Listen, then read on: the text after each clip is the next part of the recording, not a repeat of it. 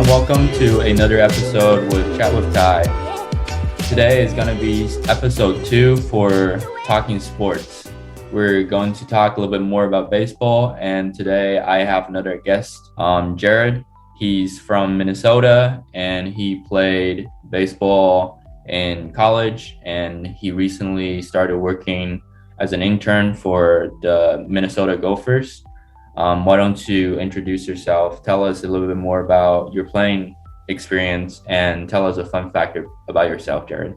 Yeah, thank you for having me on here, Tyler. I appreciate it. Like Tyler said, I'm Jarod. I played baseball at Concordia St. Paul in downtown St. Paul. It's a Division II school in the Northern Sun Intercollegiate Conference, so it's pretty much all Division II schools from around the Midwest. Fun fact, I would say I'm a very avid tennis player, or not table tennis player. So I play a lot of table tennis on my free time. Interesting. What's your preferred method of attacking in table tennis? So I'm more of a defensive guy. I like to make the opponent make the mistakes, and I'm just trying to return it. Really, that's really my style of play. All right, that's kind of how my dad plays too. Mm-hmm. I'm the attacker, and my dad always just try to defend it, and he always wins. Yeah, I'll make you make the mistake. All right. Tell me a little bit more about your journey / story with baseball. How did you start? When did you start? And why did you start playing baseball? Yeah, I started ever since I could remember. I think it was probably the first sport that I ever picked up. I played basketball as well, but baseball was really my main sport that I played, and something that I was better at and loved a lot more. I never really tried out a ton of the other sports like soccer or football or anything that. It was really just baseball and basketball, and played both of those growing up until high school. And then once about sophomore year hit of high school, I decided to transition into like baseball only and really make that my main focus, which I think helped me in the long run of being able to play in college and the recruiting process and all that stuff, and be able to focus on baseball year round. Absolutely. I know you currently or recently work for the baseball program in St. Paul or in the greater Minneapolis area. Is that something that you want to do for a living, or?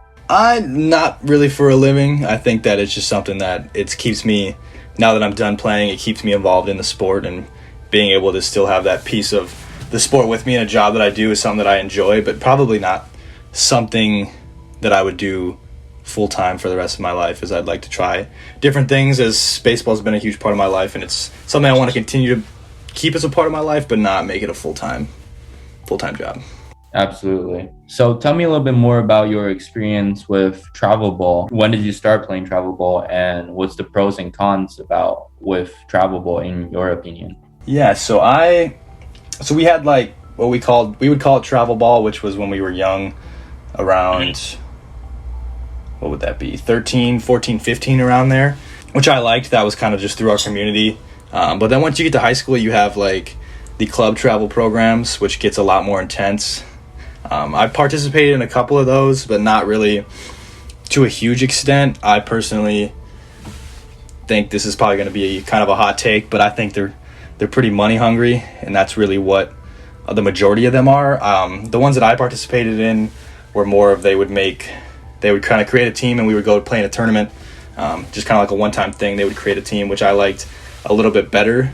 And then it wasn't until my senior year that I really started training like at a facility, which was a club travel team, and I played in a fall travel team there where we went around to a few states, but I know that a lot of kids the new trend is starting out that travel ball years right away into high school, and in my opinion, I don't think that's worth it. I think that they're still too young to do that, and if you get into a junior or senior year of high school and you're more serious about it, then that maybe is the step that you need to take to be able to further your career. But I think that kids are starting it too early right now. So I was personally around doing it in the junior, senior year as opposed to the younger years.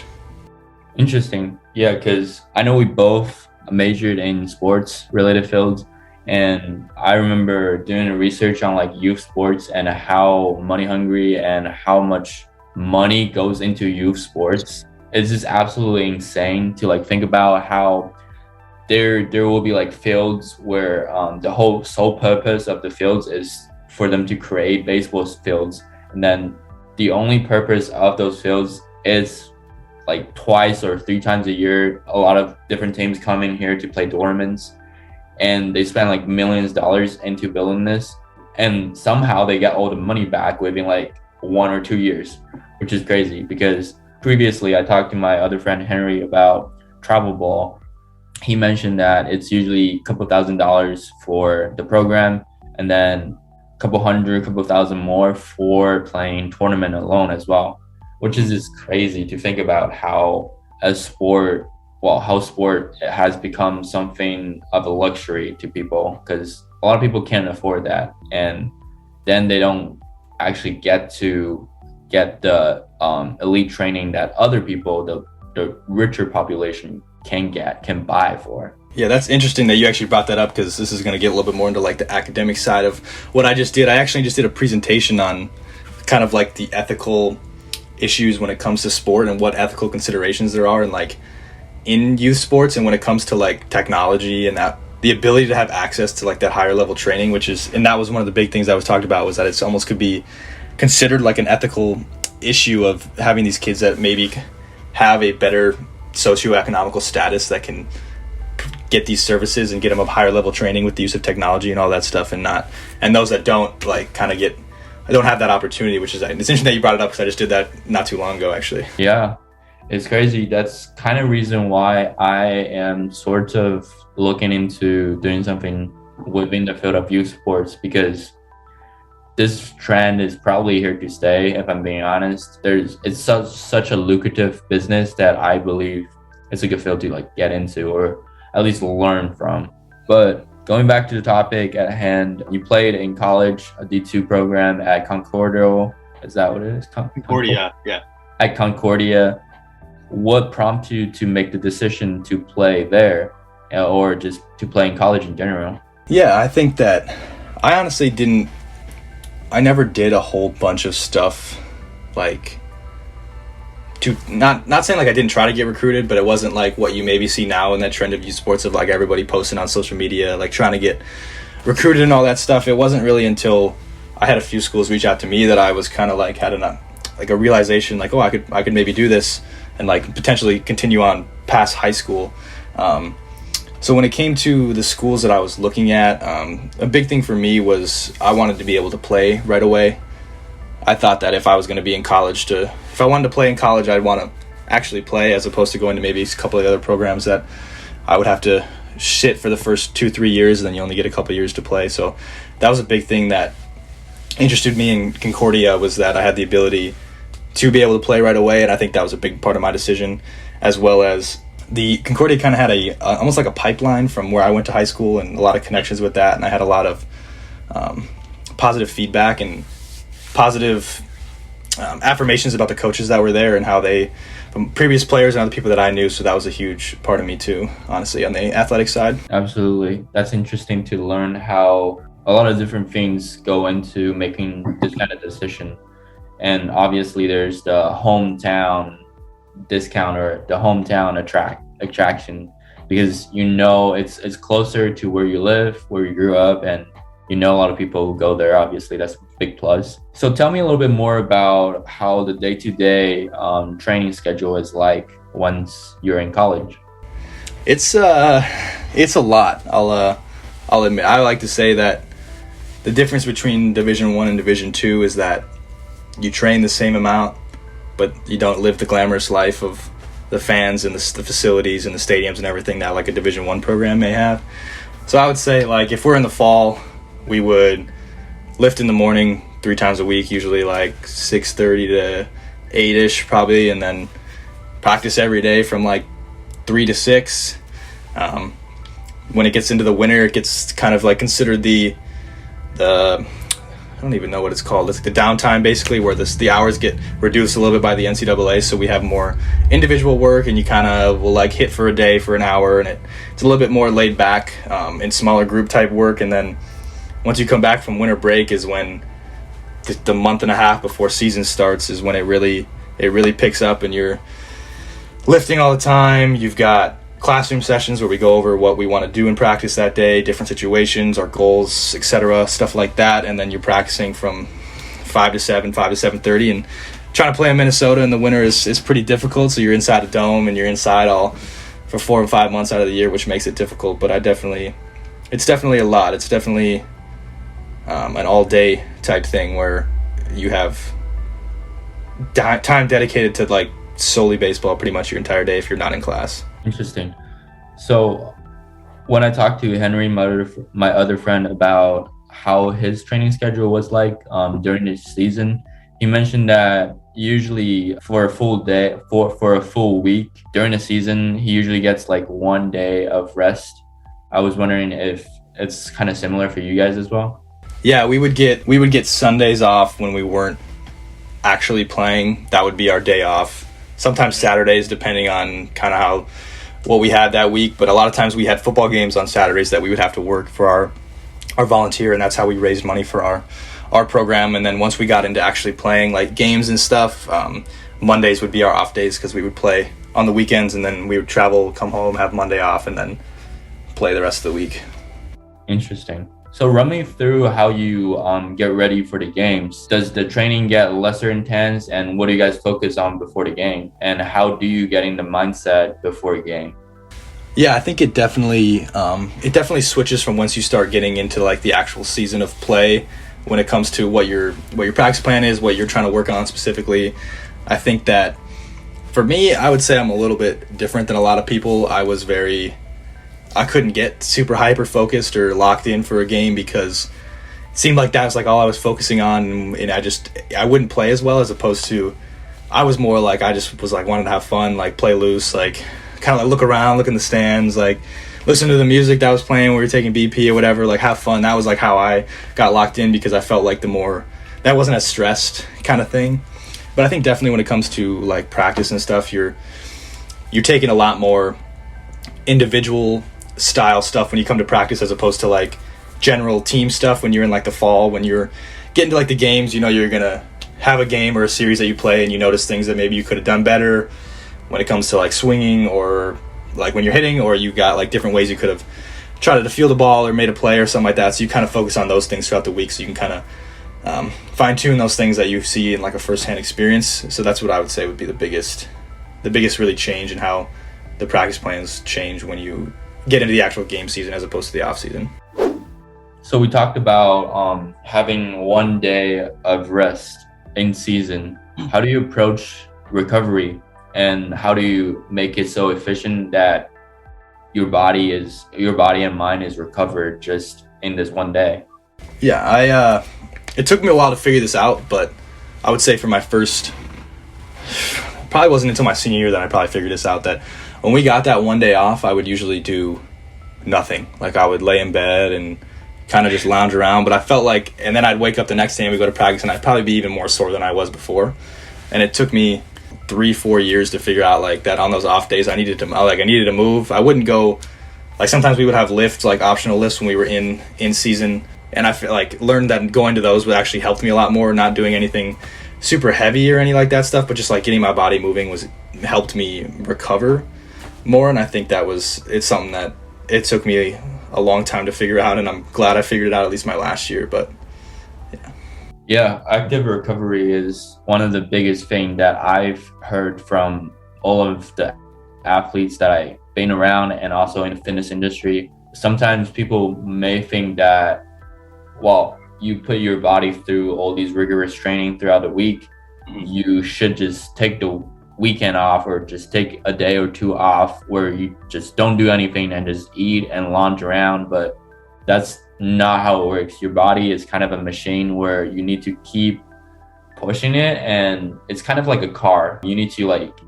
drive it pretty much once in a while, or keep it constant. Otherwise the oil will, like, I don't know how the mechanical things work, but they will get rusty and stuff like that.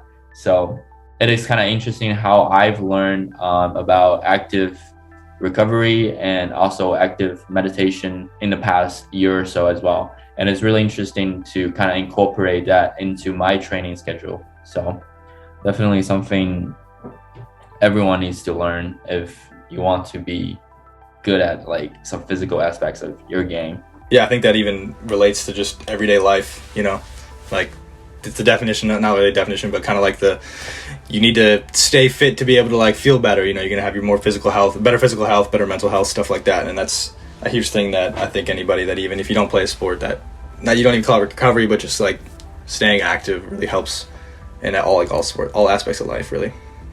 Yeah.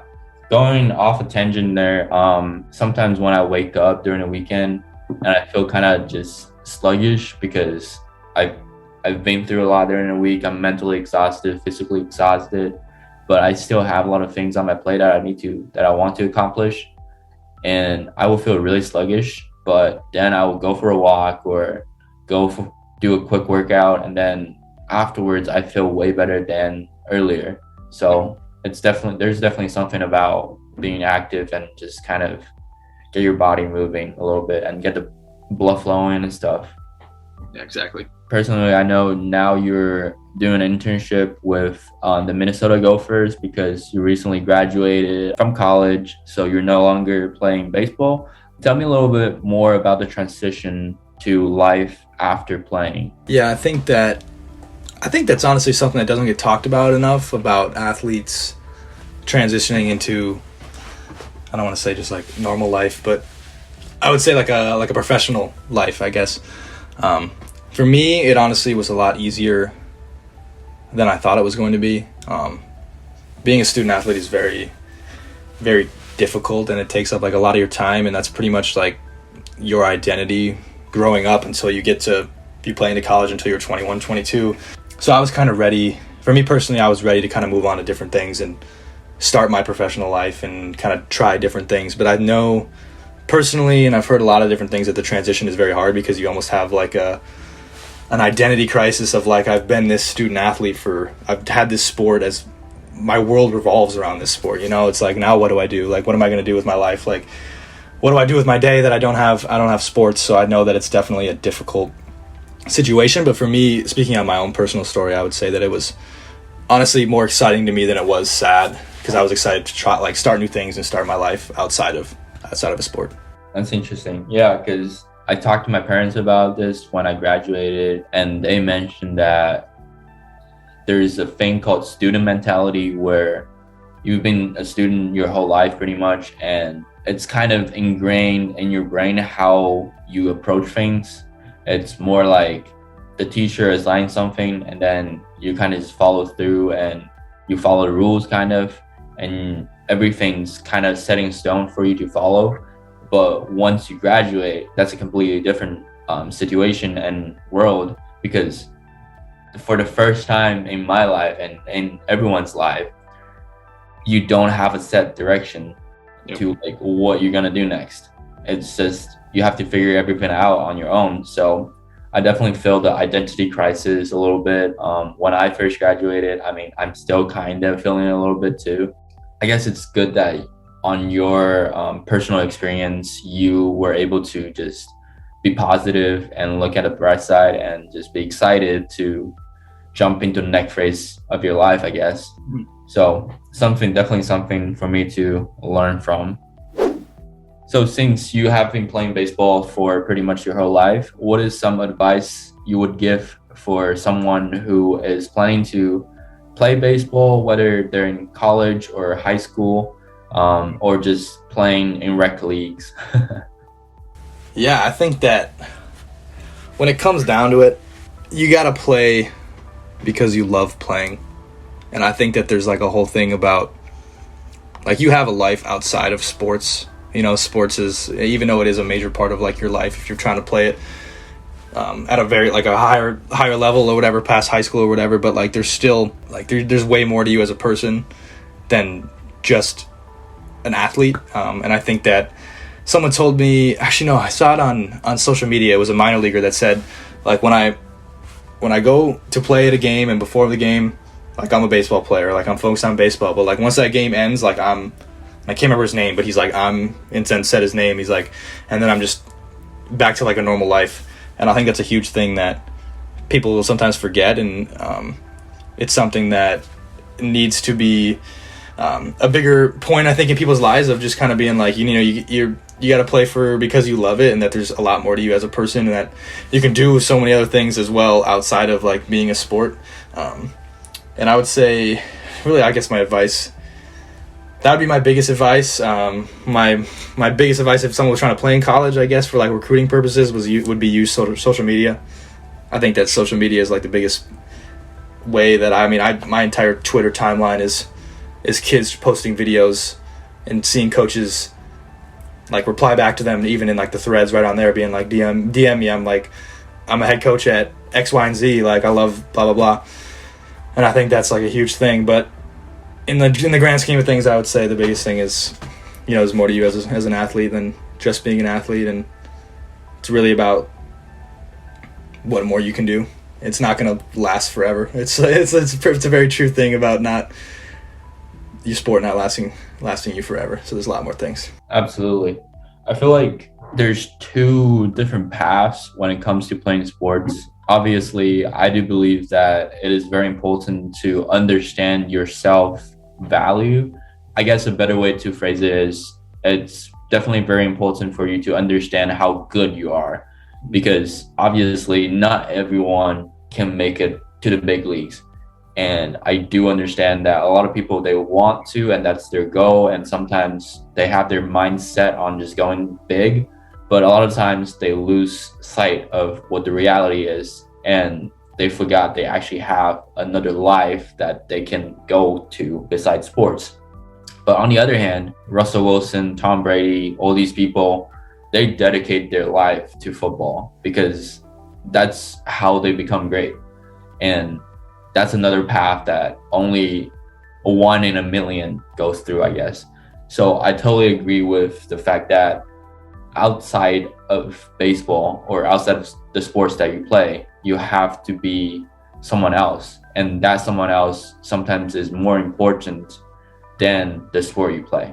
And definitely, I do agree with your advice for trying to get recruited for college. Now it's all about exposure. If people don't see what you can do, they don't know what you can do, and they won't reach out because there's so much influence when it comes to social media. And that's kind of the reason why I want to go into like social media marketing side of things, because I do believe it's a growing field that is very important nowadays. Yeah, I think that, jumping back on that actually, the big thing that, I heard somebody talk about, I'm going to switch to the kind of like the pandemic here. I listened to, so one of the people I work with, his name's Quincy Lewis, former NBA player.